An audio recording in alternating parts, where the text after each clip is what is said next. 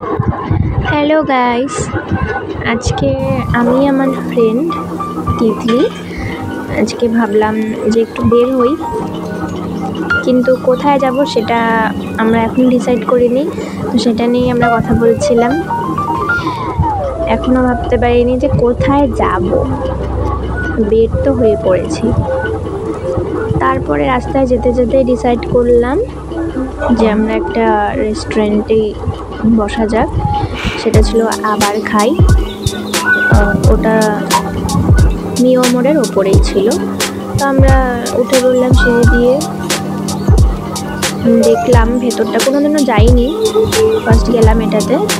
তো ভেতরে গিয়ে দেখলাম যে একটা কিডস জোন আছে, যেখানে বাচ্চারা আর কি, বাচ্চাদের জন্য, আমাদের জন্য নয়, বাচ্চারা খেলতে পারবে ওখানে। আর এখানে ছিল এই যে জায়গাটা দেখতেই পাচ্ছেন সবাই, তো এটা বসার জায়গা ছিল। আর ওই জায়গাটা ছিল গ্রাস টাইপের, এই যে পেছনটা ব্যাকগ্রাউন্ডটা দেখতে পাচ্ছেন সবাই। এখানে ফটো তোলা যাবে, তো আমরা অনেক ফটোই তুলেছি, সেগুলো আমি শেয়ার করে দেবো এখানে। এই যে ভেতরটা খুবই আমার তো খুব ভালো লেগেছে, আর এটা নতুনই লঞ্চ হয়েছে। তো তোমরা যদি যেতে চাও এখানে ভিজিট করতেই পারো, ভালো জায়গাটা আলিপুরদুয়ারে। আর এই যে আমি একটু ঢং করে পোস্ট দিয়ে ফটো তুলেছি। তারপরে আমরা খাওয়াটা অর্ডার করলাম। সব খাবারই ভালোই ছিল, আমার তো খুব ভালোই লেগেছে।